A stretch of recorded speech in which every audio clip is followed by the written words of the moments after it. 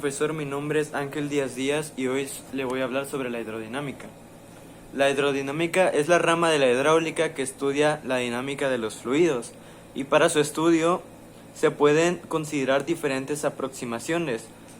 En muchos casos los cambios de la densidad en los fluidos se pueden despreciar, por lo que se puede considerar que el fluido a estudiar es un líquido incomprensible, o es decir, que su densidad no varía con el cambio de la presión.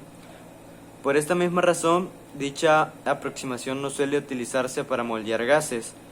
En algunos casos, o en bastantes casos de microscopios, se considera despreciable la pérdida de energía por la viscosidad, ya que en la pérdida de energía debido a esta es mucho menor que la debida a la inercia en su movimiento.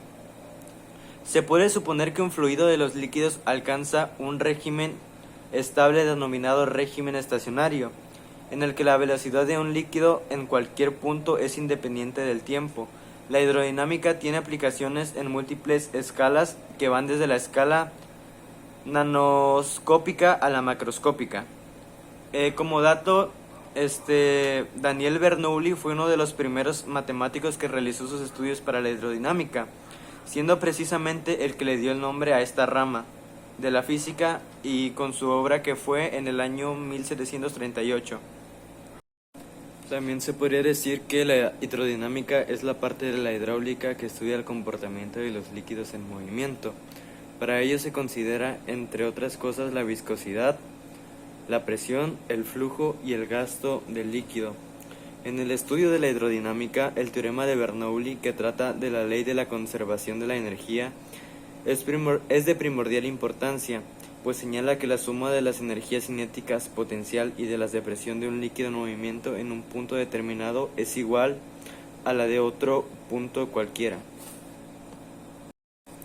La hidrodinámica investiga fundamentalmente a los fluidos incompresibles, es decir, a los líquidos que su densidad prácticamente no varía cuando cambia la presión ejercida sobre ellos. Cuando un fluido se encuentra en movimiento, una capa se resiste al movimiento de otra capa que se encuentra en paralela y adyacente a ella.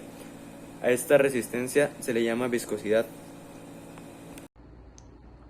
Hola, mi nombre es José Eduardo Castro Salinas y hoy les hablaré de las aplicaciones de la hidrodinámica. Como número 1, en las presas. Se ocupa para saber cómo deshogar las presas y cómo utilizar presiones para saber el grosor de las paredes. Número 2. Construcciones de canales y acueductos. Sirve para saber cuándo el agua debe desalojar y a qué velocidad y cuánto tiempo. Número 3. La plomería. Es para crear una plomería sencilla para las casas y no utilicen mucha agua. Número 4. Recolectores pluviales ayudan a las calles a desalojar el agua en la ciudad para ayudar a evitar inundaciones. Número 5. La aviación. Es lo que ayuda a los aviones a despegar. Número 6. Fabricaciones de barco. Es para que el barco tenga más resistencia y un mayor balance al navegar. Número 7. Automóviles. Los ayuda a ser más aerodinámicos y así utilizar menos combustible en los gatos hidráulicos y en las grúas y en los frenos.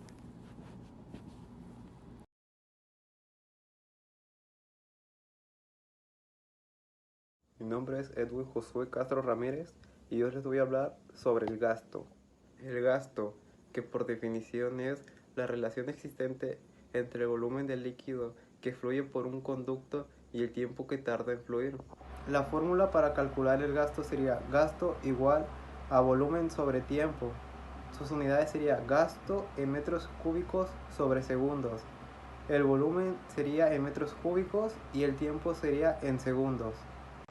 Para conocer el volumen del líquido que pasa por el punto 1 al punto 2 de la tubería, basta multiplicar entre sí el área, la magnitud de la velocidad del líquido y el tiempo que tarda en pasar por los puntos, quedando la fórmula volumen igual a área por velocidad por tiempo. Como la fórmula del gasto se calcula volumen sobre tiempo, sustituyendo 1 en 2, la fórmula del gasto y la del volumen quedaría gasto igual a área por velocidad por tiempo sobre tiempo, quedando finalmente gasto igual a área por velocidad. El gasto, que por definición es la relación existente entre el volumen del líquido que fluye por un conducto y el tiempo que tarda en fluir. Hola, buenas tardes. A mí me tocó el tema del flujo. Bueno, el flujo se define como la cantidad de masa de un líquido que tarda en fluir en una tubería en un segundo. El flujo también tiene una fórmula y es la siguiente. Flujo es igual a masa sobre el tiempo, donde F representa el flujo y se mide en kilogramos sobre segundos. La M representa la masa y se mide en kilogramos sobre segundos. Y la T representa el tiempo que tarda en fluir en un segundo. Bueno, el flujo también tiene otra fórmula que habla sobre la densidad y bueno, es la siguiente. F es igual a GP, donde F es el flujo y se mide en kilogramos sobre segundos. G es el gasto que se mide en metros cúbicos sobre segundos. Y P es la densidad que tarda la densidad y se mide en kilogramos sobre metros cúbicos. Y bueno, eso es todo por mi parte y pues gracias. Yo soy Leslie y voy a explicar acerca de la ecuación de continuidad. La ecuación de continuidad para algún fluido que no se puede comprimir establece que la masa total de este fluido que va a circular por un tubo que no tiene ni pérdidas ni ganancias se va a mantener constante. Lo que quiere decir es que la masa se va a conservar sin cambios a medida de que el fluido se va a desplazar por este tubo. Un fluido incompresible es aquel cuya densidad se va a mantener aproximadamente constante mientras va a ir fluyendo.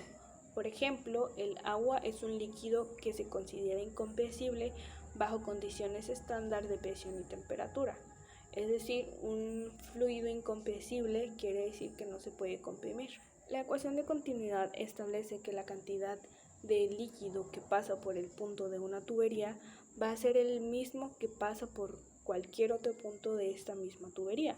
Es por eso que su ecuación es área 1 por velocidad 1, que va a ser igual al área 2 por la velocidad 2. En la fórmula que se muestra en la imagen, V1 y V2 van a representar la velocidad del fluido en dos secciones de una tubería, mientras que el A1 y el A2 van a ser las respectivas áreas de la sección transversal. Para explicar un poquito mejor cómo se puede ver en la imagen, tenemos un ejemplo. En esta imagen hay una tubería con dos secciones de diferente diámetro, pero están a la misma altura, aunque si se cambiara la altura no habría ningún problema con eso. En la sección 1, que es la más ancha, el área de sección transversal es el A1 y el fluido se mueve con velocidad de V1, mientras que en la sección 2, que es la más estrecha, el área de sección transversal es el A2 y la velocidad del fluido es lo que representa el V2. Una porción de masa, que sería la verde, se va a mover por la sección 1 en un tiempo. Durante este lapso de tiempo, la porción 2, que va a ser el de color rojo, va a viajar por la sección 2. Como el fluido es incompresible, su densidad va a ser la misma en todos sus puntos. Al disminuir la sección transversal del tubo, la velocidad del fluido va a aumentar y viceversa. Cuando la sección transversal del tubo aumente, la velocidad del fluido va a disminuir, para que el caudal se pueda mantener de una manera constante. La ecuación de continuidad se utiliza en el análisis del flujo de fluidos, en combinación con la ecuación de Bernoulli, en la que se toman en cuenta las variaciones de la velocidad del fluido en las diferentes secciones, así también como los cambios de presión y el efecto de la altura que éste tiene. Para ejemplificar la ecuación de continuidad, lo que necesitamos es un vaso de plástico, el cual contiene orificios, uno hasta abajo, uno en la parte del medio y uno hasta el final. Lo que vamos a hacer es que vamos a vertirle agua al vaso. Y como podemos ver, por todos los orificios sale agua, pero con una diferente presión. Lo que sucede es que como el orificio de arriba carga, por así decirlo, menos peso por el agua que hay aquí, sale con una velocidad un poco menor, el de en medio sale con un poquito más rápida y el de hasta abajo pues es el que sale más rápida y con mayor presión. Aquí se cumple la ecuación de continuidad, ya que nos dice que el área 1 con el área 2 van a ser igual con su velocidad. La velocidad con la que pasa el agua por los orificios es la misma. Sin embargo, por la diferente ubicación que tienen los orificios, es que sale con una mayor o menor presión. Lo mismo pasaría si utilizamos una manguera y a este le ponemos el dedo. Como el orificio se reduce, sale con una mayor presión.